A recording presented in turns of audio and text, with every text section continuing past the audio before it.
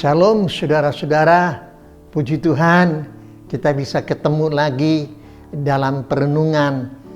Sekarang ini kita bisa sama-sama belajar firman Tuhan.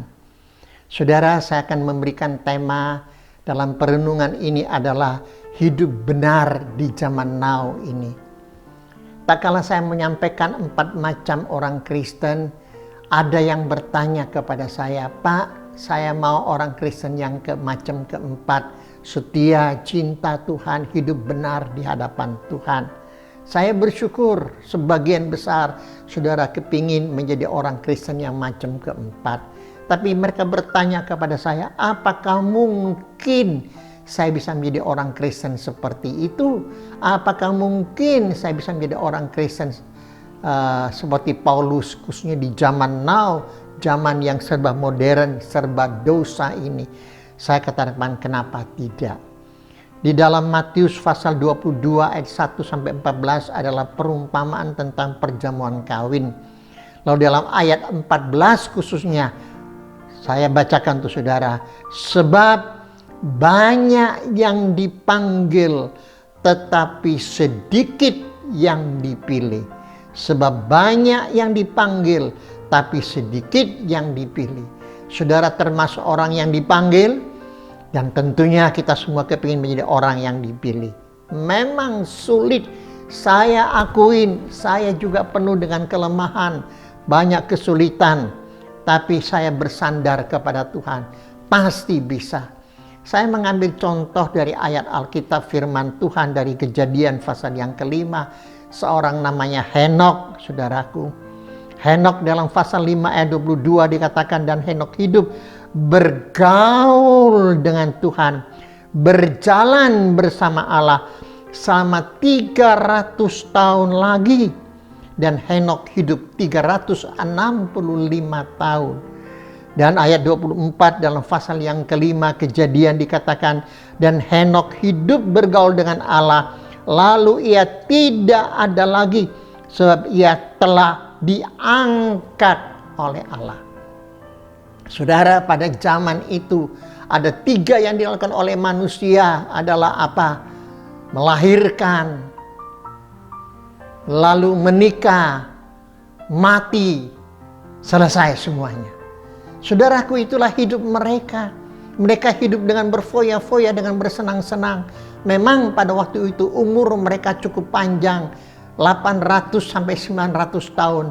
Henok adalah tergolong yang paling muda, anak muda. Tetapi Henok hidup berkenan kepada Tuhan. Henok tidak sama dengan saudara-saudara, dengan keluarganya, ikut jatuh dalam dosa. Tidak.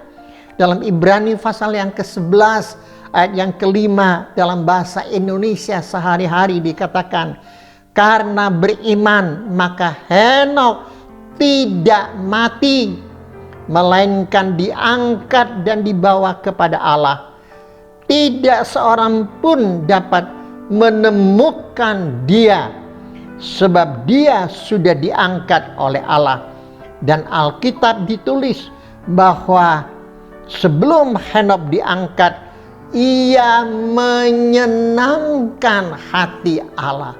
Saudaraku, dia hidup menyenangkan hati Allah. Dia tidak akan mau mengecewakan Tuhan dalam hidupnya. Orang-orang lain hidup tidak karu-karuan, tidak apa-apa.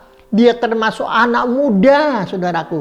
Hanya 365 tahun zaman itu termasuk anak muda kalau dibandingkan yang lain. Sampai 800-900 tahun. Henok bergaul dengan Tuhan.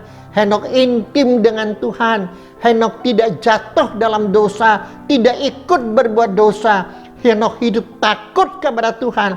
Henok hidup menyenangkan hati Tuhan.